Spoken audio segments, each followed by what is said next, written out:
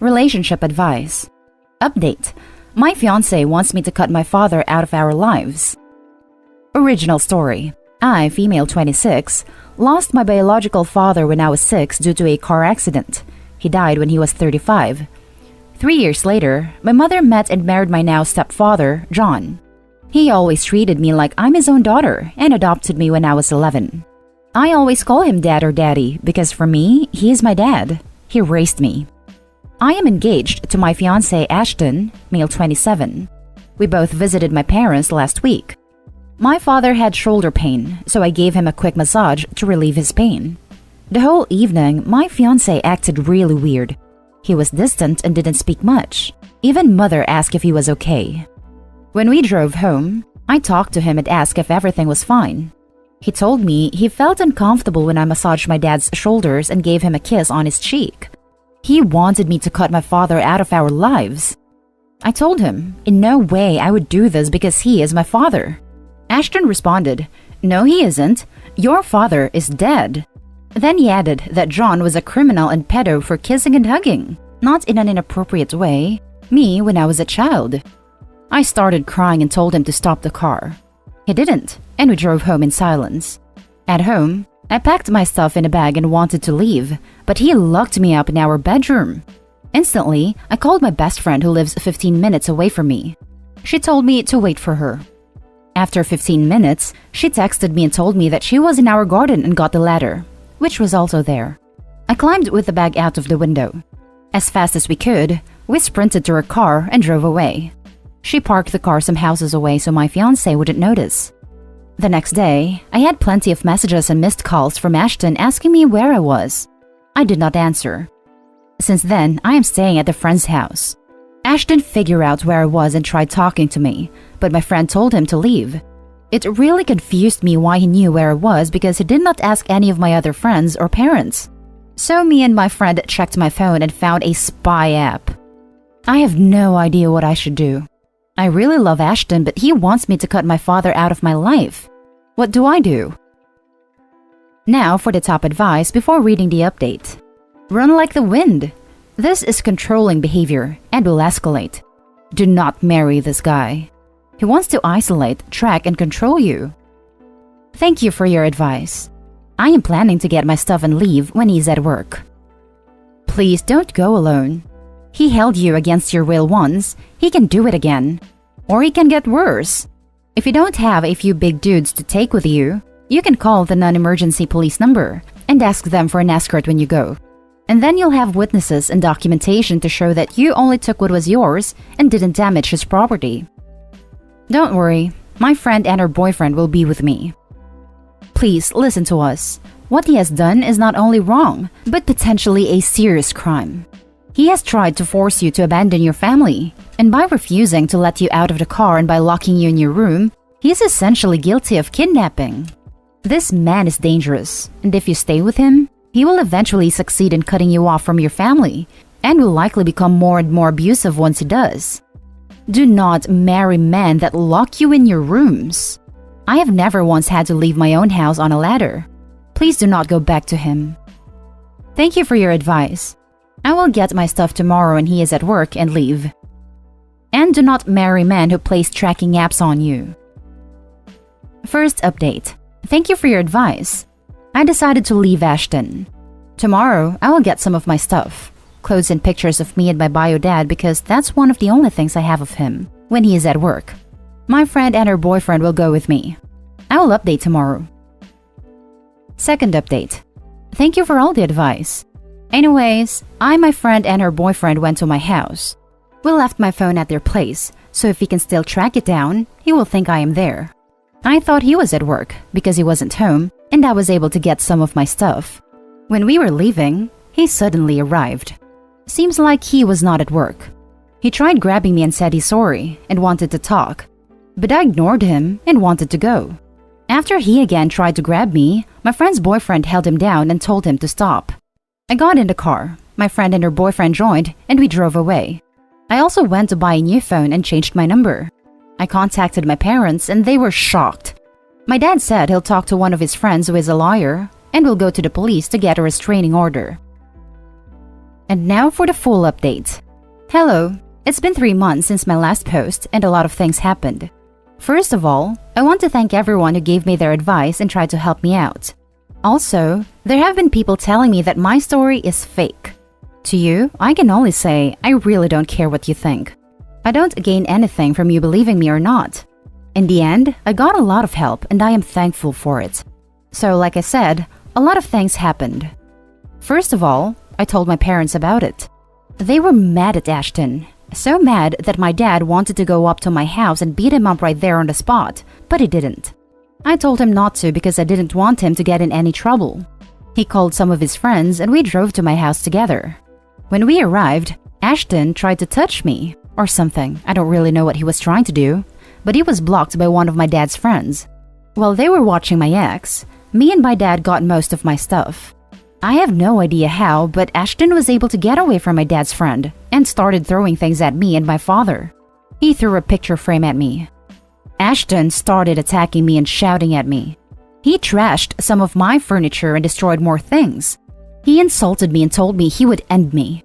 He even tried to choke me, but was stopped by my dad, who by the way often goes to the gym and is pretty strong. So my dad pushed Ashton to the ground.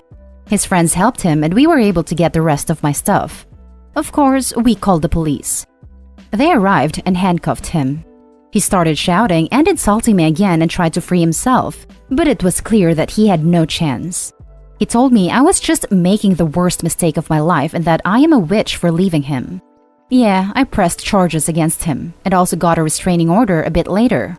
It was pretty easy since I had a lot of witnesses, plus the messages he sent me.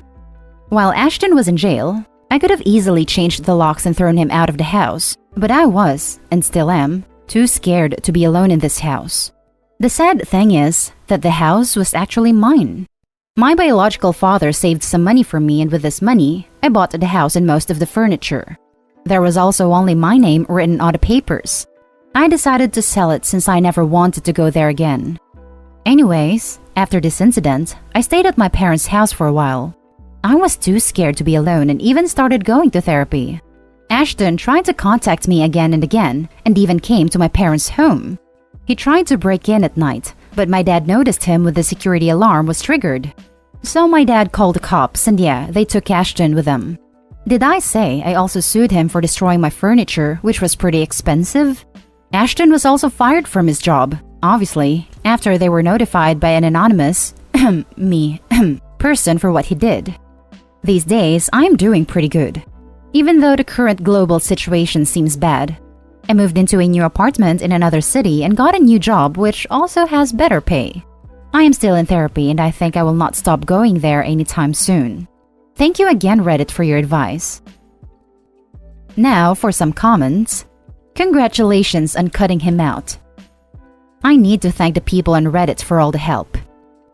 Damn! First, I want to say you're a really strong person, and it's amazing that you left him. I imagine he showed no sign of being that obsessive before, so the fact that an innocent massage unraveled his craziness is just mind-blowing. I'm just happy it happened before you were married and with children. Stay safe, you did the right thing. Thank you very much. I am lucky to have my supportive friends, family, and also Reddit. Congratulations on your new freedom.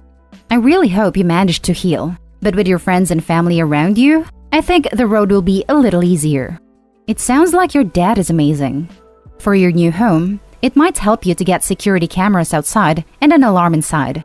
It'll help you have a peace of mind as you heal. Also, your comment about reporting him to his workplace was hilarious. Now for the last story.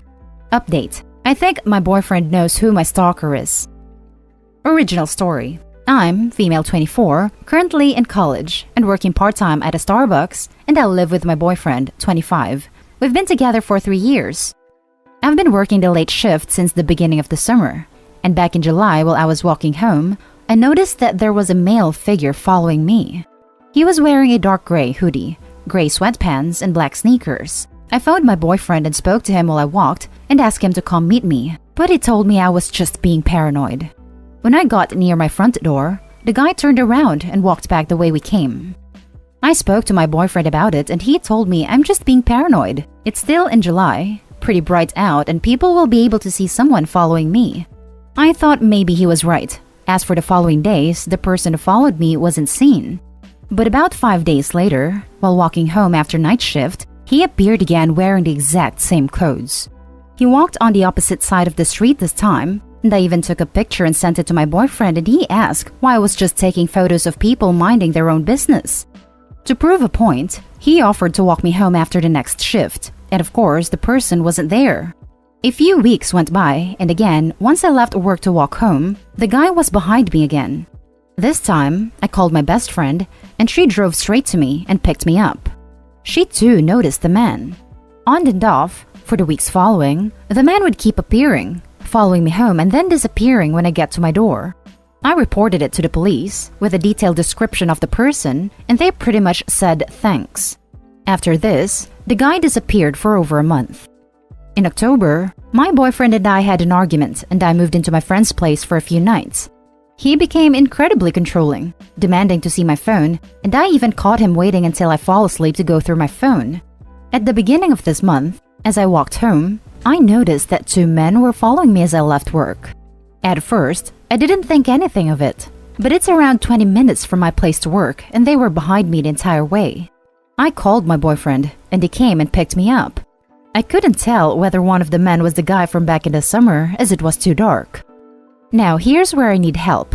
2 of my best friends were at the mall yesterday, November 24, and one of them took a picture and sent it to me.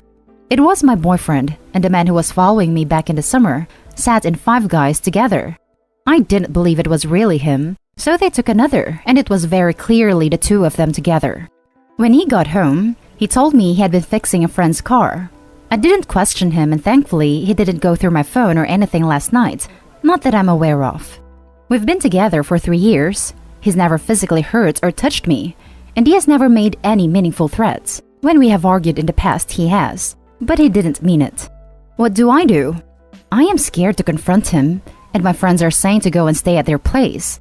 I'm so conflicted. Any advice is welcome. Now for the top advice before reading the update. Run as fast and as far as you can. Please visit the website and use their resources if you need help getting out. Thank you for the link. He's having friends of his follow you to see if you're cheating or not. It's not really about her cheating. It's about scaring her and making her more reliant and dependent on the boyfriend, possibly to prevent a breakup. Get out. Freaking run. Worry about everything else later. Collect your important stuff and do not go back. And please don't let him find out. Don't even take anything if you can help it. Wear all the clothes you want like Joey and friends, and stuff pockets with jewelry or other important stuff because I'm sure he will have people watching you. Update. Thank you all so much for your support and advice.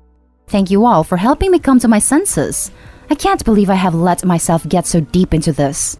He left the house not long ago, and I plan to go to my friend's house, but there has been an SUV parked outside with its engine and lights on. I'm not sure if it's related, but I don't want to raise suspicion, so I've made a plan with my friend and I'm out of here at the next opportunity, be that later tonight or tomorrow morning. Thank you all so much. I will update you when I can. Sorry I can't reply to you all individually.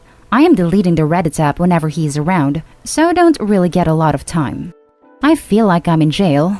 I'm scared to even go near the windows. I have no idea what I'm going to do about college or work. I'll have to cross that bridge later on. You're all wonderful people. And now for the latest update.